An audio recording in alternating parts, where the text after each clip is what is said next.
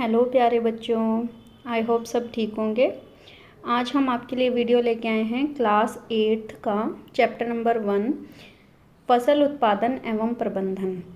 देखिए बेटा, ये इस चैप्टर के नाम से ही क्लियर है, फसल उत्पादन एवं प्रबंधन। यानी पहले तो हमें फसलों का उत्पाद करना है, यानी उन्हें प्रोड्यूस कराना है, और उसके बाद उसका प्रबंधन यानी उसको स्टोरेज करके भी दिखाना है कि कैसे हम उसका प्रबंधन करते हैं। चलिए, अब हम जानना चाहेंगे कि इस चैप्टर में दे क्या रखा है। देखिए, आप बच्चे जो हैं वो केवल एक्सरसाइज के क्वेश्चंस पे फोकस करते हैं, लेकिन जब आप लोगों का एग्ज़ाम आता है तो वो चैप्टर के बीच में से क्वेश्चन भी उठा लेते हैं। यानी आपको कंटेंट के बारे में भी पता होना चाहिए बेटा कि इसमें है क्या क्या चीज़ें। इसलिए चैप्टर को रीड करना बहुत ज़रूरी है। केवल एक्सरसाइज के क्वेश्चन करने से आपका चैप्टर कंप्लीट नहीं माना जाता। इसलिए इस वीडियो को सभी बच्चे एंड तक देखें। सारी चीज़ें आपको इस वीडियो के बाद क्लियर हो जाएंगी। हम छोटे छोटे पार्ट्स में इस चैप्टर को कवर करेंगे और लास्ट में एक्सरसाइज के क्वेश्चन भी हम आपको इससे ही कराएंगे। अगर आपको वीडियो अच्छी लगे तो वीडियो को लाइक करें और इस चैनल के साथ आप लोग ज़रूर जुड़ें, ताकि आपके पास आने वाली साइंस की हर वीडियो आप तक पहुंच पाए टाइमली। चलिए, अब स्टार्ट करते हैं। इसमें क्या क्या दे रखा है बेटा, देखिए आपके चैप्टर में बता रखा है कि बूझो कहता है, मैं जानना चाहता हूँ कि हम इन औजारों का उपयोग कहाँ और कैसे करते हैं।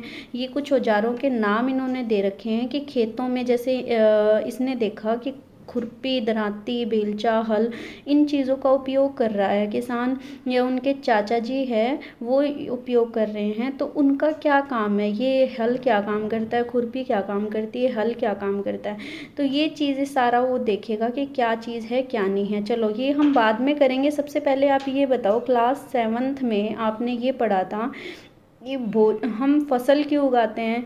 फसल हम बाद में देखेंगे। फसलों से हम क्या करते हैं बेटा, भोजन ग्रहण करते हैं। फसल उगेगी तभी तो हमें भोजन मिलेगा। और पौधे जो हैं उससे हमें और क्या क्या चीज़ें मिलती हैं, ऑक्सीजन भी मिलती है। ठीक है, तो सजीव को भोजन की आवश्यकता होती है और पौधे अपना भोजन स्वयं बना सकते हैं। पौधे क्या करेंगे, प्रकाश संश्लेषण की हेल्प से अपना भोजन खुद बनाएंगे। और हम जो लोग हैं, यानी जो दूसरे जीव जंतु हैं, वो पौधे के ऊपर डायरेक्टली या इनडायरेक्टली इनके ऊपर आश्रित होते हैं। डायरेक्टली कैसे आश्रित, मतलब प्रत्यक्ष रूप से कैसे आश्रित होंगे, उनसे फल ले लिया, सब्जी ले ली, या उनका मतलब जो भी फल फ्रूट है जो हमने यूज़ किया है वो डायरेक्टली हम डिपेंडेंट हो गए। और इनडायरेक्टली हम पौधे के ऊपर कैसे डिपेंडेंट है, जब प्रकाश संश्लेषण होता है तो पौधे ऑक्सीजन बाहर निकालते हैं और वो ऑक्सीजन हम जिंदा रहने के लिए ग्रहण करते हैं। तो ये हमारा क्या हो जाएगा, इनडायरेक्टली यानी अप्रत्यक्ष रूप से भी हम पौधे के ऊपर डिपेंडेंट हैं। ठीक है बेटे, तो ये चीज़ इसमें दिखा रखी है।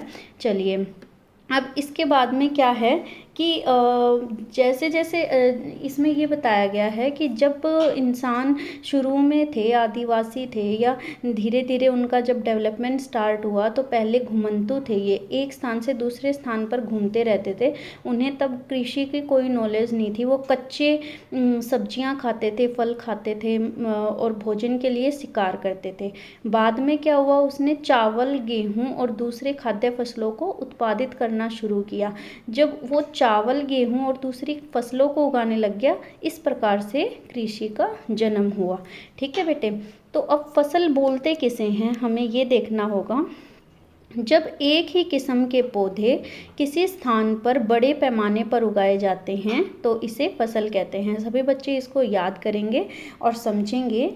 जब यहाँ तक का आपको दे रखा है फसल का डेफिनेशन, कि जब एक ही टाइप के पौधे किसी स्थान पर बड़े पैमाने पर उगाए जाते हैं। ऐसा नहीं है कि एक ही पौधा हमने लगा दिया, बड़े पैमाने पर अगर सेम टाइप की चीज़ उगाई जा रही है तो उसे उस चीज़ की फसल बोलते हैं। ठीक है, जैसे कि हम गेहूँ की फसल उगाते हैं तो खेत में जो उगाने वाले सभी पौधे जो होंगे गेहूं के होंगे। ऐसा तो है नहीं हमने एक गेहूं का पौधा उगा लिया, दो गेहूं के, मतलब एक एरिया होता है जिसके अंदर हम सारे जो है वो पौधे गेहूं के उत्पादित करते हैं, तो उसे क्या बोलेंगे, हम गेहूं की फसल बोल देंगे।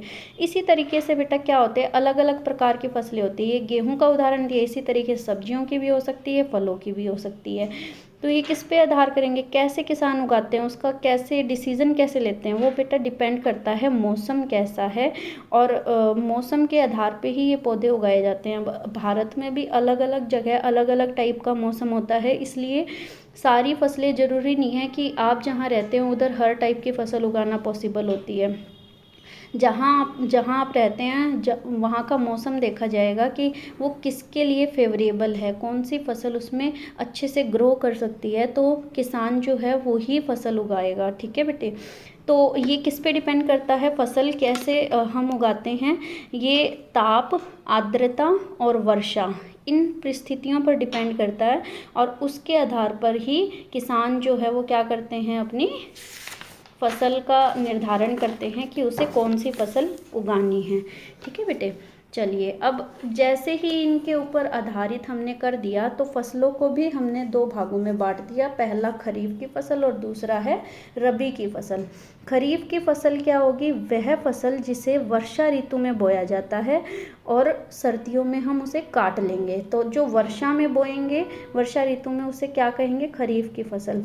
ऐसी कौन सी फसलें हैं जो वर्षा में बोई जाती हैं, यानी आप अंदाज़ा भी लगाओगे तो ऐसे ही लगा पाओगे कि उनको पानी की आवश्यकता बहुत अधिक होगी, इसीलिए उन्हें वर्षा ऋतु में बोया जाता है। तो कौन कौन से एग्जाम्पल है ये, धान, मक्का, सोयाबीन, मूंगफली, कपास, ये खरीफ की फसलें होती है। ठीक है बेटे, जो दूसरा आ गया वो है रबी की फसल। अब ये इसका उल्टा हो जाएगा, उसे सर्दियों में काटा था और इसे हम सर्दियों में उगाएंगे। तो ये शीत ऋतु में उगाएंगे और बाद में हम उसको जैसे बारिश का सा मौसम आएगा उससे पहले हम उसे काट लेंगे। तो सर्दियों में उगाने वाली फसलें कौन कौन सी है, गेहूँ, चना, मटर, सरसों और अलसी, ये रबी की फसलों के उदाहरण। अब याद कैसे रखोगे कौन सी रबी की है कौन सी खरीफ की है, तो आप ऐसे अंदाज़ा लगाए। अब सर्दियों में ना देखो, गेहूँ आप ध्यान रख लो, देखो रबी दो अक्षरों से मिलके बना है, गेहूँ भी दो और चना भी दो, है ना बेटा। और अब ये देखो, ये दो का तो चलो हो गया ट्रिक। मटर, सरसों, ये आप सर्दियों में मम्मी आपकी बहुत ज़्यादा सरसों का साग बनाती होंगी, और आलू मटर, गाजर मटर, ये सब भी आप बहुत खाते होंगे। तो वहाँ से आप अंदाज़ा लगा सकते हैं कि सर्दियों में सरसों होती हैं, मटर होती हैं, अलसी होती है, ये रबी के उदाहरण है। और यहाँ अगर आप देखोगे तो देखो धान, सबको पता है चावल के लिए, चावल का जो उगाना होता है तब बहुत ज़्यादा पानी की आवश्यकता होती है। तो इसके लिए तो सीधा सीधा आप याद ही रख सकते हो कि वर्षा ऋतु में पानी होगा तो धान भी वहीं होगा। धान होगा, धान के साथ मक्का होगा, और सोयाबीन और मूंगफली दोनों तेलीय तेल वाले फसलें हैं। मूंगफली से भी हमें तेल प्राप्त होता है वसा वाली, सोयाबीन से हमें प्रोटीन मिलता है। तो ये चीज़ हम ध्यान रख लेंगे। कपास, ठीक है बेटा, देखो इसमें भी 3 अक्षरों के नाम ज़्यादा रहे, मक्का, कपास और धान। वैसे देखो ये तो एक प्लेवे ट्रिक है जिससे हम थोड़ा बहुत ध्यान रख सकते हैं, लेकिन आप इसका सीधा सीधा अंदाज़ा लगा सकते हैं कि कौन सी फसलों में पानी की ज़्यादा आवश्यकता पड़ती है। तो उस तरीके से खरीफ और रबी की फसलों को हम डिवाइड कर सकते हैं। ठीक है बेटे, चलिए अब ये नीचे बूझो पूछ रहा है कि धान को है ना सर्दी में क्यों नहीं उगाया जाता, वर्षा में ही क्यों उगाया जाता है। देखो अभी मैंने आपको बताया कि धान को उगाने के लिए ना बहुत ज़्यादा पानी की आवश्यकता होती है। तो सर्दियों में ज़्यादा पानी की आवश्यकता होती है, तो हम इतना पानी कहाँ से अरेंज करेंगे। तो कुछ बारिश से अरेंज हो जाता है, कुछ हम सिंचाई कर देते हैं। इसलिए हम धान को कौन सी ऋतु में उगाते हैं, वर्षा ऋतु में। इसलिए वो कौन सी फसल होती है, खरीफ की फसल होती है। ठीक है बेटे, चलिए अब क्या करेंगे, तो अब फसल क्या ऐसे ही उग जाती है, क्या क्या करते हैं किसान फसल उगाने के लिए। तो फसल उगाने के लिए किसान को अनेक क्रियाकलाप सामयिक अवधि में करने पड़ते हैं। ये क्रियाकलाप मतलब एक्टिविटीज़ करनी पड़ती है। सामयिक अवधि मतलब उतनी, जैसे मान लो जितने 6 महीने का टाइम है एक फसल के पकने के लिए, तो उतनी अवधि में उसे बहुत सारी क्रियाकलाप एक्टिविटी करनी पड़ती है जिससे उसकी फसल तैयार हो सके। उतनी सामयिक अवधि में कुछ क्रियाकलाप करने पड़ते हैं, और उन्हीं जो क्रियाकलाप हैं उन्हीं को हम क्या बोलते हैं, कृषि पद्धतियाँ बोलते हैं। तो अगर आपसे पूछ लें कृषि पद्धति क्या होती है, तो आप क्या कहोगे, फसल उगाने के लिए किसान को सामयिक अवधि में अलग अलग क्रियाकलाप करने पड़ते हैं, और उन्हीं क्रियाकलापों को ही कृषि पद्धति कहते हैं। अब वो कृषि पद्धतियाँ क्या क्या हैं, अब आप खुद अंदाज़ा लगाओ कि कितनी मेहनत का काम होगा ये, क्या क्या स्टेप्स फॉलो करने पड़ते हैं किसान को। देखिए सबसे पहले मिट्टी तैयार करना। सबसे पहले तो मिट्टी को तैयार करते हैं, फिर मिट्टी तैयार होने के बाद फिर उसमें बुआई करी जाती है, यानी बीज बोए जाते हैं। बीज बोने के बाद उसमें खाद और उर्वरक डाले जाते हैं और फिर सिंचाई की जाती है। फिर बीच में खरपतवार से भी उनकी बचाव किया जाता है, फिर कटाई की जाती है और फिर उसका भंडारण किया जाता है। ठीक है बेटा, चलो अब ये सारी जो जितने भी एक्टिविटीज़ है ना, उनका आपके इस चैप्टर में ब्रीफ मतलब पूरा दे रखा है, अच्छे से डिस्क्रिप्शन दे रखा है कि कैसे मिट्टी तैयार करते हैं, कैसे बुआई होती है और किस क्या क्या औजार हमें इन चीज़ों के लिए चाहिए। चलिए अब फर्स्ट हम स्टार्ट करते हैं मिट्टी तैयार करना। अब नाम से ही पता चल रहा है मिट्टी तैयार, यानी उसको बीज बोने के लिए हम तैयार करेंगे, उसे मिट्टी तैयार करना कहते हैं। तो क्या करता है किसान, जैसे आपके पास समतल ज़मीन है तो समतल ज़मीन पे तो क्या होगा, वो पौधे एकदम से तो थोड़ी ना उग जाएंगे, बीज उसे पहले नरम बनाना पड़ेगा, यानी उस मिट्टी को पोला बनाना पड़ेगा। ठीक है, मिट्टी को पलटना पड़ेगा या पोला बनाना पड़ेगा। तो ये क्यों ज़रूरी है बेटा उसे पोला बनाना, तो उसका एक बार आप ध्यान से सुनना। जैसे ही मान लो कोई चीज़ होती है, जैसे कोई जानवर मर के गिर गया या कोई पेड़ पौधों की पत्तियां ज़मीन पे गिर गई, तो वो क्या होता है, थोड़े टाइम बाद गल सड़ के अंदर ही अंदर वो डिकम्पोज हो जाती है। ठीक है, तो वो जो उसकी एक टाइप की खाद बन जाती है ना। तो वो खाद क्या हो रहा है, अपनी मिट्टी में है, वो नीचे दबी हुई है। तो उसे हम अगर मिट्टी को पलट देते हैं, मिट्टी को पोला बना देते हैं, तो जो पोषक तत्व उसके थे ना, जो उसने मतलब उसको खाद के रूप में बना दिया, तो वो जो उसके पोषक तत्व हैं मिट्टी के, वो ऊपर आ जाते हैं। फिर बीज जब हम बोएंगे तो वो पोषक तत्व उसको आसानी से मिल जाते हैं। और दूसरा क्या रीज़न होता है, मिट्टी को पोला बनाएंगे तो जो बीज पौधा उसकी जड़ें उत्पन्न होंगी ना, तो जो जड़ें हैं वो अच्छे से श्वसन कर सकती हैं, यानी उसके पास जो सारी चीज़ें जो उसे पोषक तत्व मिल सकते हैं, पानी और भी जो खनिज लवण होते हैं मिट्टी के अंदर, वो आसानी से मिल जाते हैं। ठीक है, इसलिए हम क्या करते हैं, मिट्टी को पोला बनाते हैं। और क्या होते हैं, मिट्टी के अंदर केंचुए रहते हैं और छोटे छोटे सूक्ष्म जीव रहते हैं। तो केंचुए क्या करते हैं, अब अगर हार्ड ज़मीन होगी तो उसमें केंचुए चल नहीं पाएंगे, अगर वो पोला मिट्टी बिल्कुल नरम सी होगी तो उसके अंदर केंचुए आसानी से चल पाएंगे। और वो केंचुओं की सहायता से वो क्या करते हैं, वो खाद बनाने में हेल्प करते हैं, ह्यूमस बनाते हैं। तो वो क्या करते हैं, फिर हमारे पौधों के लिए फ़ायदेमंद होते हैं। इसलिए केंचुए को किसान का मित्र भी बताया जाता है। अगर आपसे पूछें कि कौन सा ऐसा जीव या इंसेक्ट है जो किसान का मित्र कहलाता है, तो आप क्या कहोगे, केंचुआ। ठीक है बेटा, चलिए अब ये हो गया हमारा कि ये क्यों आवश्यक है मिट्टी तैयार करना। अब उसके बाद आता है ये जो प्रोसेस होती है ना बेटा, ये जो प्रोसेस होती है मिट्टी को पलटने उलटने और पोला करने की जो प्रोसेस होती है, प्रक्रिया होती है, उसे हम बोलते हैं जुताई करना। ये अब हम करते कैसे हैं, क्या क्या चीज़ें की सहायता से ये पॉसिबल है। तो इसमें कह रहा है कि कई बार क्या होता है, हार्ड ज़मीन ज़्यादा होती है तो कई बार हमें पानी भी डालना पड़ता है इसमें, इसको मिट्टी को पोला बनाने के लिए पहले हमें उसमें पानी भी डालना पड़ता है। और कई तो लोग क्या करते हैं, साथ साथ ना उसमें खाद भी डाल देते हैं, ताकि मिट्टी को जैसे जैसे पलटेंगे खाद अंदर तक अच्छे से चली जाए।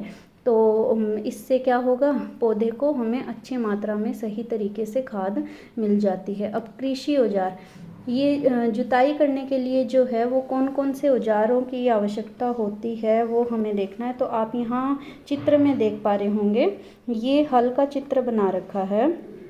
इस हल के चित्र में एक लंबा जो है वो लकड़ी का डंडा है, इसे हल शैफ्ट बोलेंगे। इसके साथ में यहाँ से ये अंदर की तरफ जो तिकोना पार्ट गया हुआ है, इसे फाल बोलते हैं। ये लोहे का होता है, यहाँ पे अलग से भी दिखा रखा है। ठीक है, तो ये हल जो है वो पुराने ज़माने में यूज करते थे, लेकिन इसकी जगह पे अब और भी आ गए हैं, जैसे कि कुदाली, कल्टीवेटर, ये भी आ गए हैं जो हमारे इस काम को आसान करते हैं। हल में तो पहले यूज किया जाता था और बहुत ज़्यादा मेहनत की आवश्यकता होती थी, लेकिन इसकी जगह अब कुदाली और कल्टीवेटर का यूज़ भी करने लगे हैं। ठीक है बेटे, ये कुदाली क्या होती है, देखो कुदाली का चित्र यहाँ दिखाया हुआ है। कुदाली आगे से ऐसे मुड़ी हुई प्लेट होती है और ये यहाँ से छड़ और हैंडल लगा हुआ होता है, ब्लेड की तरह काम करता है ये, ठीक है। और लास्ट में आता है कल्टीवेटर। ये आप देखोगे ये ट्रैक्टर के साथ पीछे लगा होता है।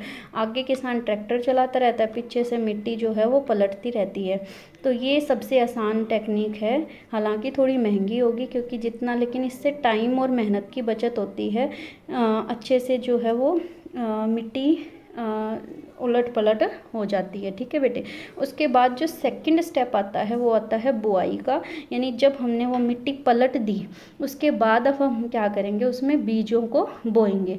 अब बीज, ये भी महत्वपूर्ण एक स्टेप है क्योंकि इसमें बीज बोने से पहले अच्छे बीजों का चयन किया जाता है। जौन से अच्छे बीज होंगे, हेल्दी बीज होंगे, वो ही हमें अच्छी फसल भी देंगे।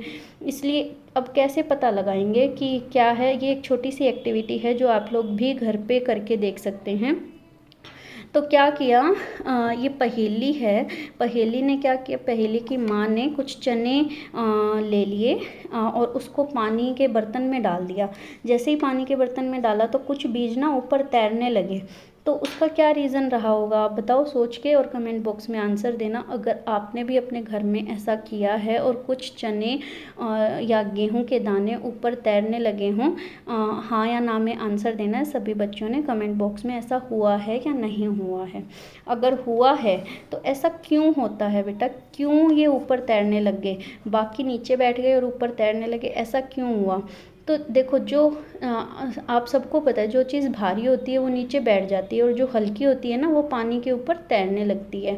अब वो हल्का क्यों हुआ, अब मान लो जिस चीज़ में कीड़ा लग गया या अंदर से वो खोखला हो चुका है, तो वो खोखला हो गया तो इसका मतलब वो हल्का हो गया और वो ऊपर तैरने लगेगा। तो इससे हमें क्या पता लग गया कौन सा बीज तो हेल्दी है और कौन सा खोखला हो चुका है। तो वो खोखले वाले बीजों को हम अलग कर देते हैं और जो हेल्दी बीज हैं वो हम उगा देते हैं, ठीक है ना बेटा। ये हो गए। अब बुआई के लिए क्या क्या चीज़ें चाहिए होती है, कौन से औजार हमारे लगते हैं, तो ये आप चित्र में देख पा रहे होंगे। ये कीप टाइप का ये दे रखा है, इसमें बीज डालता रहता है किसान और नीचे जैसे इसके लिए लंबी सी डंडी है, ये नीचे अंदर ज़मीन के अंदर ये बीज जो है वो चले जाते हैं।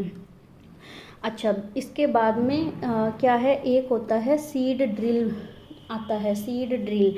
ये जो है वो बहुत अच्छी एक मशीन है। इसमें क्या है कि समान दूरी और गहराई में बीज जो है वो उगाए जा सकते हैं। इससे क्या होगा, अच्छी गहराई होगी, मतलब समान गहराई होगी तो जो पक्षी है वो ऊपर ही रखे बीजों को चोट से खाएगा नहीं, तो सही से अंदर चले जाएंगे। और साथ में क्या होगा, दूरी भी अगर समान है तो इससे क्या होगा, मान लो बिल्कुल पास पास रह गए, हमने दूरी का ध्यान नहीं रखा, तो क्या होगा, एक पौधा, दूसरा पौधा, तीसरा पौधा बिल्कुल पास पास आ जाएंगे, एक इतना चौड़ा हो जाएगा। तो ये जो बिल्कुल पास पास आए हैं, यानी जिसमें दूरी नहीं बनी है अच्छे से, तो वो अच्छे से ग्रो नहीं कर पाते हैं, उनका जो रिजल्ट है वो अच्छा नहीं आता। ना ही तो वो अच्छे से प्रकाश संश्लेषण कर पाएंगे, ना ही उनकी ग्रोथ अच्छी होगी। इसलिए बीज बोने के लिए दूरी का और गहराई का समान होना बहुत ज़रूरी है और ये सीड ड्रिल की हेल्प से बहुत अच्छे से किया जा सकता है। इससे भी समय और श्रम दोनों की बचत होती है। अच्छा, अब ये बूझो कह रहा है कि पौधशाला में ना कई पौध के रूप में उगाए जाते हैं, ऐसा क्यों करते हैं? तो कुछ होते हैं बेटा ऐसे फसलें, जैसे धान है, धान के बीज लेके पहले उसकी पौध बनाई जाती है पौधशाला में, और फिर जब खेतों में बीज नहीं बोते, हम धान की पौध को बोते हैं, तो वो कुछ जो होते हैं वो पौध के रूप में बोया जाता है, जिसमें से एक उदाहरण हमारा धान का है। और कुछ जो होते हैं वो फूलों के पौधे भी होते हैं जिसको पौध के रूप में उगाया जा सकता है। तो आई होप सबको यहाँ तक जो है क्लियर कर लिया है, हो गया होगा। हमने क्या क्या पढ़ा है, फसल किसे कहते हैं, फसल की पद्धतियाँ क्या होती हैं, कौन कौन से स्टेप होते हैं, और उन स्टेप्स के अंदर हमने 2 स्टेप बिल्कुल अच्छे से तैयार किए हैं, जिसमें पहला था मिट्टी तैयार करना और दूसरा बीज बोना, बुआई करना। तो आई होप सबको समझ आ गया होगा। सभी बच्चों को ये वीडियो पूरी देखनी है, अच्छे से समझनी है और अपनी किताब को साथ में लेकर के बैठना, ताकि आपको सारी चीज़ें जो हैं साथ साथ क्लियरली उसमें भी दिखती रहें और आप साथ में इसको पढ़ें। कुछ भी अगर दिक्कत आती है या समझ नहीं आता है तो आप वीडियो के कमेंट बॉक्स में डाल दीजिए, आपको तुरंत रिप्लाई मिलेगा। तब तक के लिए आप इसको रेडी करिए। आगे आने वाली वीडियो को देखने के लिए इस चैनल को सब्सक्राइब करें ताकि आपके पास टाइमली सारी वीडियोज़ आती रहें। Thank you.